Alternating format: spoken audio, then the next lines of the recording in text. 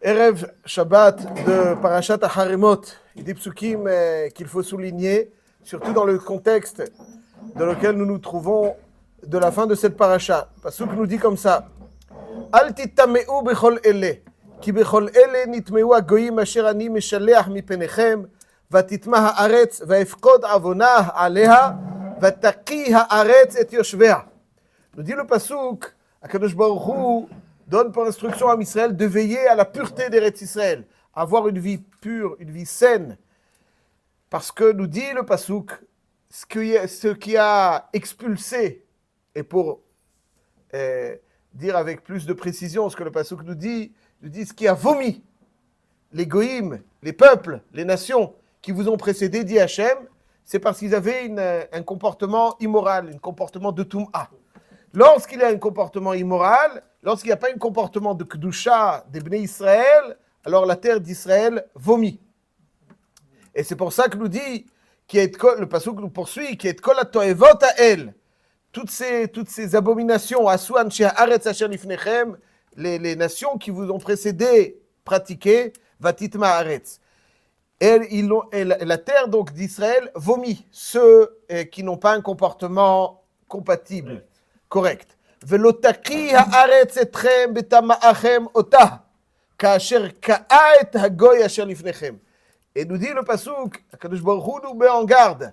Il faut tout faire pour que la terre d'Israël ne vous vomisse pas. Lorsque vous la rendrez, si Khalila vous la rendrez impure, et comme elle a vomi donc les nations qui vous ont précédé. Autrement dit, Eretz Israël est une terre qui a un estomac fragile, qui est fragile, exactement comme un homme qui mange quelque chose qui n'est pas frais correctement, alors tout de suite, le corps ne le supporte pas. Il rejette. Hachem, il a créé un système, Baruch Hashem, bénéfique, qui lorsque un corps ne peut pas, quand un aliment n'est pas digeste, qui va donc pas apporter ce qu'il doit apporter, alors Hachem, il a fait, il ressort. C'est pas se dire, c'est quelque chose qui est compatible va être digéré, ce qui n'est pas compatible va être rejeté. Il peut pas, il n'est pas bénéfique, il ne supporte pas. Il ne supporte pas, donc s'il ne supporte pas, un chat qui mange ce qu'il mange dans la poubelle, tout va bien. Alors que les Havdil, un homme qui mange ce qu'il mange, s'il ne mange pas quelque chose qui lui convient, l'homme il est beaucoup plus... Mais Oudan nous dit le Passouk que, comme le dit Rashi, Machel ben Melech, chez Ichilou davar maous. Même chez les hommes, il y a des différences. Vous avez des fois des gens qui ont l'habitude de manger je ne sais quoi. Leur estomac, il est plus... Mais un Ben Melech, il est adine. Ben Melech, il a besoin d'une nourriture très, très, très fine, très, très fraîche. Ben Melech, si tu lui donnes quelque chose là-bas, tout de suite, il a un système digestif beaucoup plus... Parce qu'il est Ben Melech. Il dit, car Eretz Israël, ena mekayemet en vrai avera. Tout celui qui revendique Eretz Israël, il veut habiter dans Eretz Israël. La Torah nous dit qu'il est indigeste. Il y a des gens qui sont indigestes. Eretz Israël ne peut pas. Donc c'est celui qui pense qu'il peut vivre en Eretz Israël comme toutes les autres nations, les Havdil, les Lef Alfavdol, vivent dans leur pays. C'est pas possible. Ici le Pasuk nous dit, Eretz Israël ne ressemble pas à la terre d'Israël, ne ressemble à aucun autre pays. C'est une terre qui ne supporte pas et qui a l'estomac fragile, qui ne supporte pas certains comportements. Et si Khalila, il y a certains comportements, elle rejette. Elle vomit. Quand on étudie la Torah, c'est comme même s'il y a des fois, dans certains endroits, des comportements malheureux. Lorsqu'il y a du Limoud à Torah, le Limoud à Torah, c'est comme des gloulottes, comme des comprimés qui permettent donc aussi l'absorption et le système digestif de ne pas rejeter. Donc, quand il y a de la Toum'a, ça vomit. Donc, plus il y a, donc il faut des comprimés. Le comprimé, c'est l'Imoud Torah. Donc, lorsqu'il n'y a pas de l'Imoud Torah et qu'il y a, c'est ça, il y a l'Imoud Torah, bon Hachem, il y a tout l'Eretz Israël adhèrent, créent ce contexte idéal. Mais lorsqu'il n'y a pas, donc toutes les nations déjà qui pensent qu'ils ont une revendication en Eretz Israël, la Torah, ils croient à la Torah elle nous dit c'est pas possible. La Torah elle nous dit Eretz Israël sur Am Israël parce que c'est le seul peuple qu'elle peut contenir, qui lui offre, donc qui est compatible à son système digestif.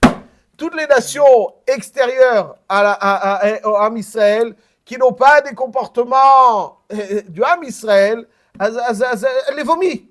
Donc que personne, c'est pour ça que Eretz Israël, pendant des siècles d'exil, elle était vide. Pourquoi? Parce que personne, elle n'accueille personne. Elle ne supporte personne d'autre que Am Israël accompagné de Torah Israël. Et tout celui qui pense qu'il peut, elle le rejette, ça n'existe pas. Il y a pas Eretz Israël attend qu'une seule chose. Il est compatible.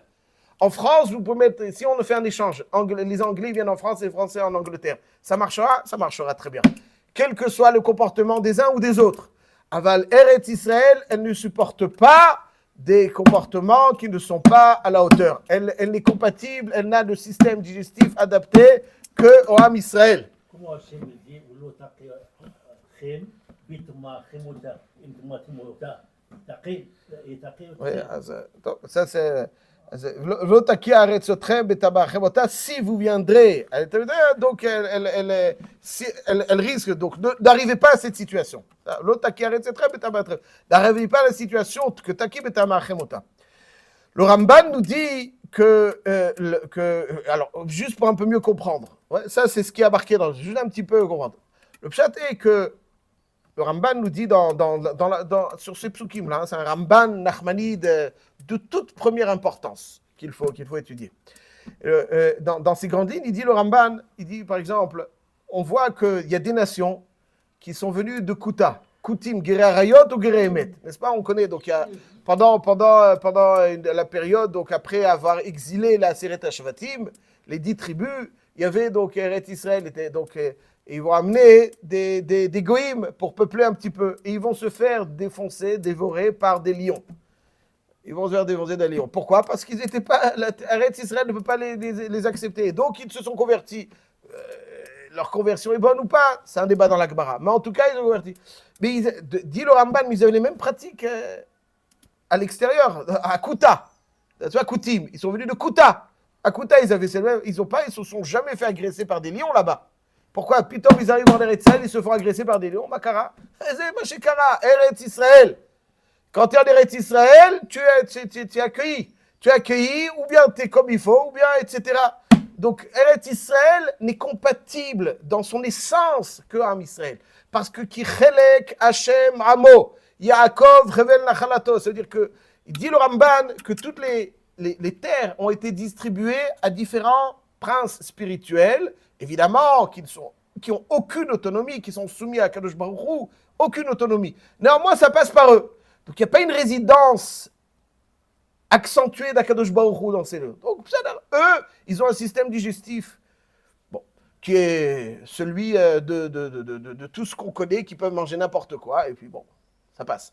Aval, Eretz Israël, c'est Kilo itosh Hashem amo venachalato lo ya'azov. Il y a une nachala, Hashem, c'est nachalat Hashem, nachalat Hashem, nachalat Hashem. Alors celui qui est compatible à nachalat Hashem, Hashem il est choré, il est choré là. Donc il réside. Alors si on est en mesure, alors, mais sinon il y a pas, s'il y a pas de kedusha, il y a de la tum'a, c'est chelek Hashem, il y a chevel nachalato. Alors donc il peut pas. C'est ça qui crée ce système digestif est tellement fragile de la part de Eretz Israël.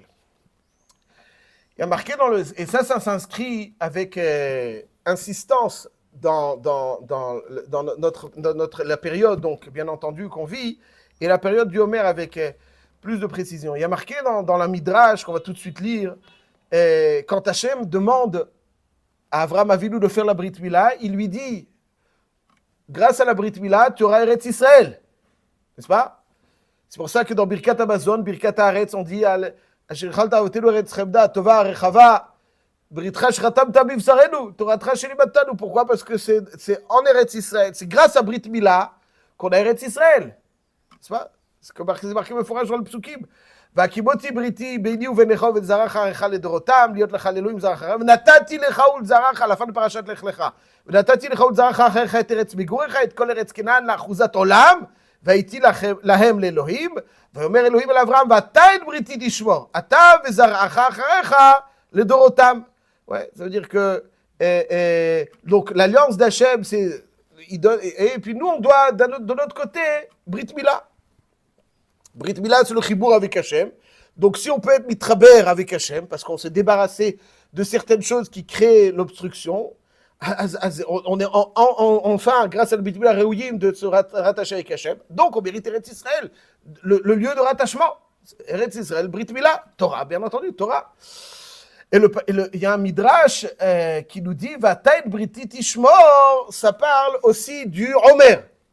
Ça veut dire dans Parashat Emor, le midrash nous dit que, voilà, je cite le midrash dans Parashat Emor, dans Parashat Chafret, Vav, il dit comme ça, Rabbi Yochanan Amar, לעולם אל תהי מצוות האומר קלה בעיניך, שעל ידי מצוות האומר זכה אברהם לירש את ארץ כנען, שנאמר, הדאוד הכתיב, ונתתי לך ולזרעך על מנת ואתה את בריתי תשמור. וזה, זה מצוות האומר. Ici, il y a une interprétation du midrashique très, très étonnante. ואתה את בריתי תשמור parle de ברית מילה. זה את בריתי תשמור. Le midrash, il dit, אבל בריתי תשמור, c'est אומר. grâce au אומר, on est זוכה ארץ ישראל. Vatay briti tishmor, il y a une autre orientation du texte. Je le cite, Almenad vatay briti tishmor, veze, quel brit il faut préserver? De quel Omer on parle? Celui du lendemain de... Oui, tout à fait, zo mitzvot haomer, la cravate de Minchat haomer. Ça, c'est grâce à ça, vatay briti tishmor. Comment le midrash, c'est-à-dire, le midrash est toujours là pour révéler le sens profond du texte. Or, le texte nous parle de Brit Mila, et le midrash, il nous parle de Omer. Ma kesher. Le pshat, il est comme on a expliqué. Omer, c'est le raffinement de l'être. Usfartem lachem du Rahaim HaKadosh. Usfartem, c'est sapir. Sapir. Ça veut dire de se polir un petit peu, se débarrasser. C'est ça le Brit Mila. Brit Mila, c'est se débarrasser et rendre, être raoui à Chibur avec Hachem. Il dit au Rahaim HaKadosh, Usfartem lachem, vous devez vous polir, vous briller, faire briller. Usfartem lachem, l'Hachem sapir ve'yalom. Et ça, et de cette façon, on peut accueillir la Torah, de cette façon, on peut être en Eretz Israël. Parce que c'est ça le Yesod du Homer, c'est se débarrasser de la grossièreté. Et transformer tout notre être, toute la facette gashmite qui nous concerne, Bachal Seorim, n'est-ce pas, la nourriture animale qui sont les Seorim, la transformer en tant que combustible pour le Misbeach. C'est babache, c'est le prolongement de la Brit Mila. C'est la mise en pratique de l'engagement de la Brit Mila. C'est pour ça que ça va être Briti Tishmor, ça va sur le Homer. C'est vraiment la même chose. Et ça, c'est grâce à ça qu'on est au Eretz Israël. Parce que Eretz Israël a besoin d'Ashrat Ashchina, a besoin d'un peuple qui est une structure d'accueil à Ashrat Ashchina. Sinon, elle vomit. Elle vomit. Et donc, c'est pour ça qu'on a besoin de Brit Mila. On a besoin on a besoin du Homer. Parce que grâce au Homer, on devient Réouïm à Ashrat Ashchina, ce qui nous permet finalement de rester en Eretz Israël. Et là, mes chers amis, j'aimerais encore continuer sur une dernière petite idée pour terminer, qui même, finalement, a priori, donc, on a l'impression que c'est difficile des fois, ouais, c'est faisable, mais c'est un peu difficile. Il y a un Pirkei Chalot, qui est donc un sefer de Kabbalah, qui est rapporté dans le Tour. Dans la Kedusha, ouais, quelque chose qu'il faut savoir, et qui n'est pas toujours très pratiqué aujourd'hui, mais qui devrait l'être, disons comme ça. Marqué dans le Tour comme ça, c'est Ilchot Kedusha. Kadosh, Kadosh, Kadosh, Hashem Tzivakot, Melech Haaretz Kevodo. Kedusha dans la Chazarat Hashatz. Il y a marqué que Liten Enehem Lemata B'Shah Shomrim Kadosh Kadosh. Ou Bnei Ashkenaz V'Tzorfat, donc ça veut dire les Allemands et les Français, Notnim Enehem Lemala, V'Nosim Gufam Klape Mala. Ça veut dire que le comportement de la Kedusha, et c'est un comportement idéal qui est rapporté aussi, le Mishnah Berurah rapporte surtout, c'est d'observer donc le ciel pendant la Kedusha et de se propulser vers le haut. Maintenant que ce que vous êtes en train de dire, vous l'avez déjà dit il y a un an. Chazak ou Baruch, Ashrechem, M. Cohen. Magnifique, magnifique, Chazak ou Baruch, M. Cohen. Il dit le tour comme ça. ברוכים אתם לשם שמיים ויורדי מרכבה, אם תאמרו ותגידו לבניי.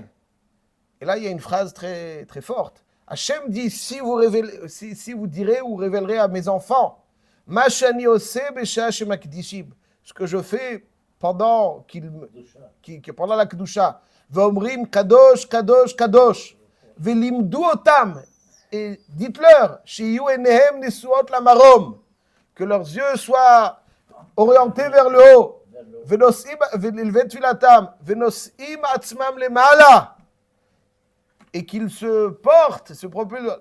Et il dit là, je souligne, Ki en li hana'a ba'olam ke'ota sha'a she'enehem nesuot be'enai ve'enai be'enehem. Je n'ai pas de plus grand, si on peut s'exprimer ainsi, littéralement, plus grand hana'a, plus grand plaisir, plus grande satisfaction que à ce moment où leurs yeux sont dans mes yeux et qu'ils se propulsent vers moi. She'enehem nesuot be'enai. Un regard, les yeux dans les yeux, avec Akadosh Baruch Hu. She'enehem nesuot be'enai ve'enai be'enehem. On se regarde et on se propulse. Ça, c'est la plus grande ana. Ça, c'est la plus grande ana. Pourquoi c'est la plus grande? Alors ici, je précise, il y a quelque chose dans le Pirkei Chalot qui est rapporté aussi dans le Mishnah Brura. Et il dit, Be'ota sha'a ani ochez besikise kvodi. À ce moment-là où leurs yeux sont rivés dans les miens, et il se propulse vers moi, à ce moment-là, je saisis mon trône céleste, donc dans le Kisei HaKavod, il y a le Dmout de Yaakov, n'est-ce pas? C'est des choses de Kabbalah, mais il y a le visage de Yaakov Avinu, ouais. Le visage de Yaakov Avinu, Dmout Yaakov, visage, ouais, c'est Dmout Yaakov, et je l'enlace, comme si, et je l'embrasse, Umazkir Schutam, Umemaher Geulatam. Donc ça veut dire que la Kedusha, les yeux du Ham Israël rivés dans les yeux d'Hachem qui se propulsent. Ouais, alors ça c'est Gorem, qu'Akadosh Baruch Hu, il a une ana'a tellement grande. Il prend le dmout de Yaakov Avinu, bechabka ou menashka ou menaher geulatam. Qu'est-ce que ça veut dire? Pshat Pashut, c'est que tout l'objectif du monde, c'est Akadosh Baruch Hu qui réside parmi nous. C'est pour ça qu'il nous a donné Eretz Israël pour résider parmi nous, et nous devons créer le contexte avec la Brit Mila, avec le Homer. Et c'est comme ça qu'on a une sérénité, et on a durablement Israël pour toujours. Sinon, alors que le Baruch ne peut pas résider, donc ça, Khalila, etc. Mais quand on fait la Kedusha, qu'est-ce qu'il y a? Le Baruch il a dit, En yana gdolam yoter ba'olam. Ah, mais la Kedusha, le pshat, il est comme ça. Le pshat, il est que la volonté de se rapprocher, la volonté d'être kadosh, même si toujours, c'est pas l'idéal. Bon, la volonté génère une réalité. La volonté génère une réalité. Donc s'inscrire dans cette volonté, mais une vraie volonté, pas une fausse volonté. Une vraie volonté, ça c'est ça kadosh. On veut se rapprocher de toi, on veut vers le haut, on veut descendre, se détacher un petit peu de toute cette matière accaparante et déstabilisante. On veut aller plus haut. On a les yeux rivés dans les siens, et lui il a les yeux rivés dans les nôtres. Et ça c'est véritablement la kedusha. Je termine sur un petit midrash encore qui montre le corps de la volonté. C'est-à-dire, déjà, vouloir être kadosh, ça active la Géoula. C'est ce qu'il y a un midrash qui toujours met en relief la volonté, je dis très rapidement, il dit comme ça, il y avait une fois une personne qui vendait tout ce qu'il possédait, et ce qu'il achetait avec, c'était un alcoolique. Il a acheté du vin. Amrin, Benaye, Letaden, Avunan, Shaviklan, Kloun. Notre père, il ne va rien nous laisser. Hein. Bon, donc, ça veut dire que si c'est ça qui est leur souci, mais enfin, c'est encore un sujet. Ashkone Veshakrone, ils l'ont fait boire, ils l'ont sorti, donc ils l'ont mis dans une grotte où ils enterraient les morts. Au moins là-bas, il sera peut-être saisi d'une prise de conscience.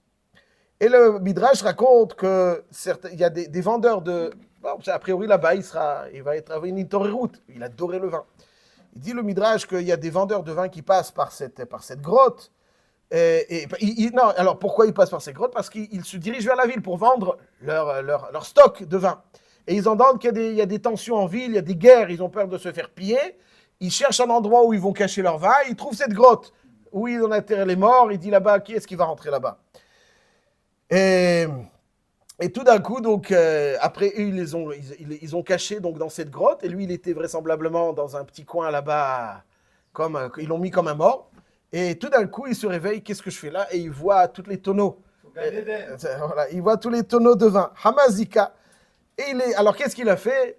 Il y avait les El Minreché, il a mis un fût au-dessus de sa tête, il était couché, et il y avait Minreché, Shirayate, Beavite, Bepoumé. Et puis, du goutte à goutte, la bouche ouverte, allongé dans un lieu, bon, mais voilà, le vin, Et puis, Batar Tlatayomint, 3 jours après, ses enfants disent, bon, alors on va retrouver notre père nouveau, désintoxiqué, avec plus de conscience. Et ils viennent, ils voient le voix allongé, avec des fûts de vin qui coulent dans sa bouche, goutte à goutte, comme si, aïe, aïe, aïe, Amren, Of achal oshvak lach bariach. Même ici, ton créateur ne te laisse pas sans vin.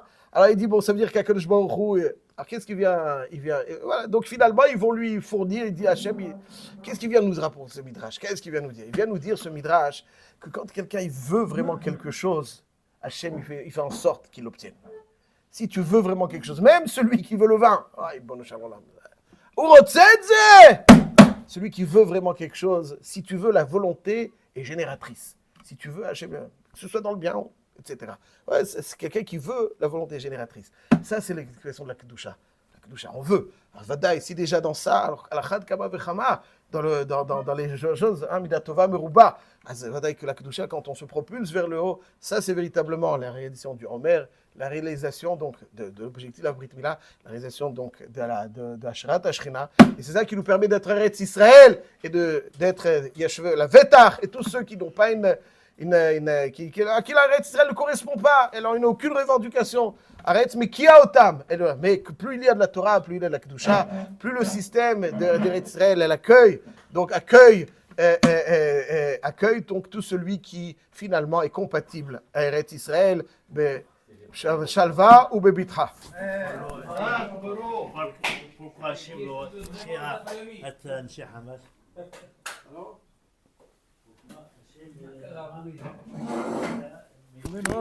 מה קרה? Alors